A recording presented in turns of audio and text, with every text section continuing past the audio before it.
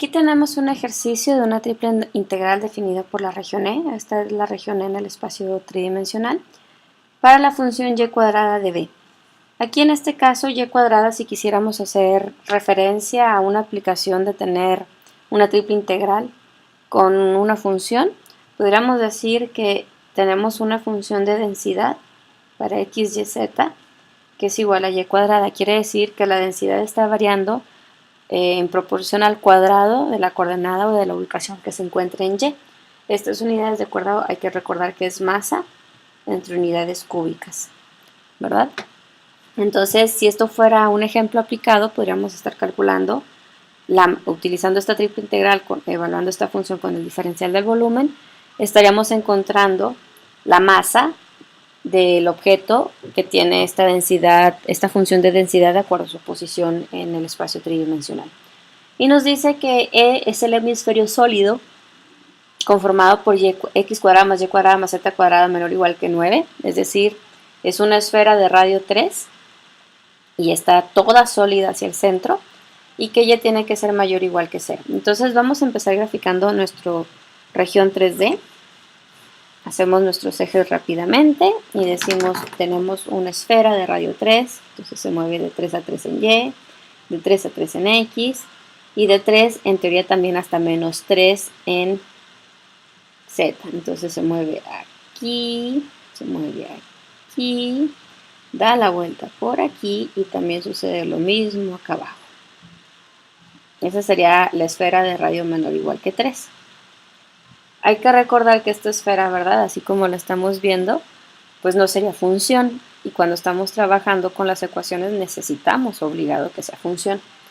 Y aquí el punto importante es esta restricción. Entonces esto nos está diciendo que tenemos toda una esfera completamente sólida de radio 3. Y el siguiente punto sería, bueno, ¿qué nos está diciendo entonces? Y mayor o igual que 0. Si yo quiero que y sea mayor o igual que 0, entonces estoy trabajando solamente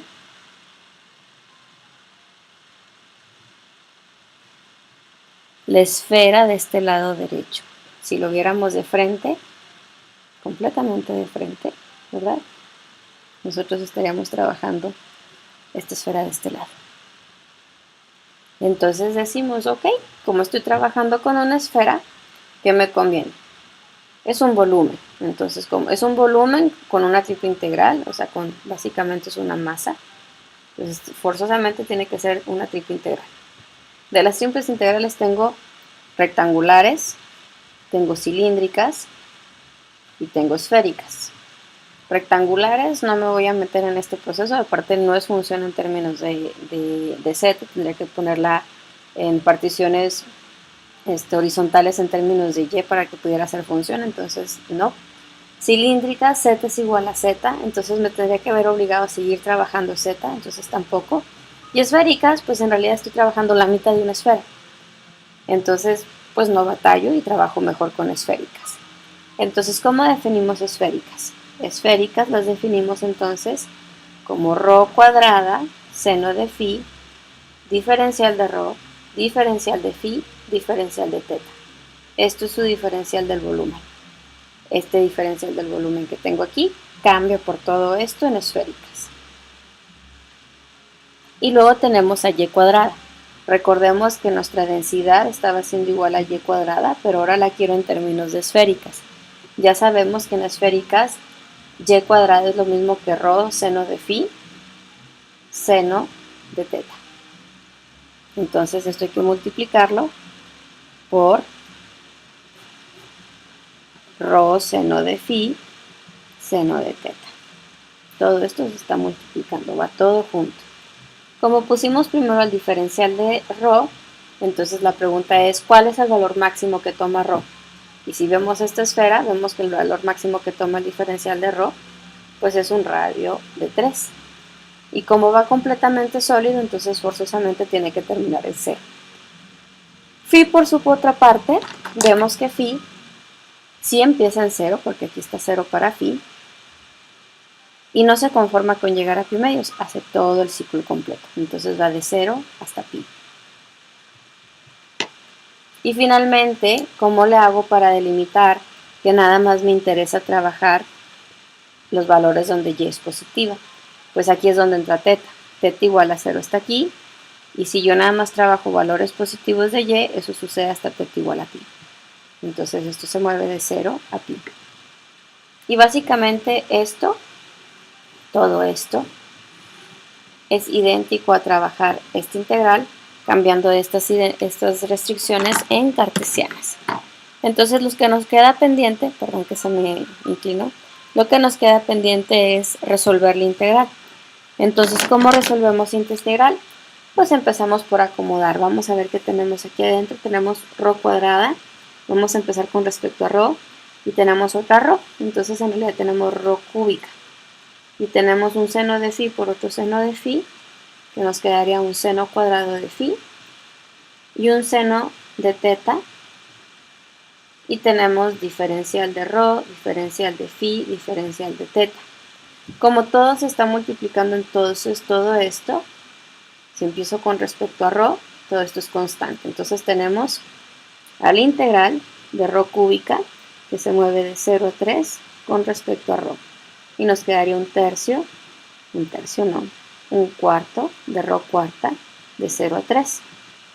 3 elevado a la cuarta es 3 por 3, 9, por 3, 27, por 3, 81. ρ en 0 es 0, elevado a la cuarta sigue siendo 0, entonces esto nos quedaría 81 cuartos. De estos 81 cuartos tenemos que integrar de 0 a pi con respecto a phi. Y en phi tenemos al seno cuadrado de phi diferencial de phi. El seno cuadrado de phi, acuérdense que se utiliza una identidad que nos dice que el seno cuadrado de un ángulo, aquí le puse teta ahora porque ya va a ser phi, es igual a un medio de 1 menos el coseno del doble del ángulo que estábamos trabajando. Este 1 medio, como es factor, lo puedo sacar afuera, entonces en realidad tenemos 81 cuartos por 1 medio integral de 1 menos el coseno de 2 phi con respecto a phi, que se evalúa de 0 a pi. 81 cuartos por 1 medio nos queda 81 octavos. La integral de 1 con respecto a phi sería phi, y la integral de menos coseno de 2 phi sería, en realidad tendríamos que tener un seno de 2 phi, pero tendría que estar multiplicado por 2. Como no lo tengo, entonces nos queda menos 1 medio seno de 2 phi. Y esto se evalúa de 0 a pi. Evaluando en pi tenemos entonces 81 octavos de pi menos 1 medio el seno de 2 pi menos la evaluación en 0, que sería seno menos 1 medio seno de 2 por 0, que sigue siendo 0. El seno en 2 pi se hace 0 y el seno en 0 también es 0. De hecho 0 y 2 pi es el mismo valor para seno, están en la misma posición. Y por lo tanto, todo esto nos queda simplemente pi. Entonces hasta aquí tenemos 81 pi octavos. Y nos falta por último la integral de 0 a pi para el seno de teta con respecto a teta. La integral de un seno de teta es un menos coseno de teta, que se evalúa de 0 a pi. Y la evaluación en pi sería menos 1, menos, aquí lo podemos ver como que es menos el coseno de pi, menos nos quedaría más el coseno de 0, y el coseno de 0 es 1. Entonces en realidad esto es 2, y por lo tanto 81 pi octavos por 2 nos da 81 pi cuartos. Y esto sería, si esto fuera densidad, esto nos estaría dando masa. Ay, perdón. Tenemos 81 pi octavos de menos el coseno de teta de 0 a pi. Entonces es menos coseno de pi, menos el coseno de teta en 0, que sería más coseno de 0. Entonces sería menos 1, porque el coseno en pi es menos 1, más el coseno en 0 que vale 1. Y menos 1 es más 1 y 1 más 1 es 2. Entonces 81 pi octavos por 2. El 2 con el 8 se simplifica y nos quedan cuartos, entonces es 81 pi cuartos.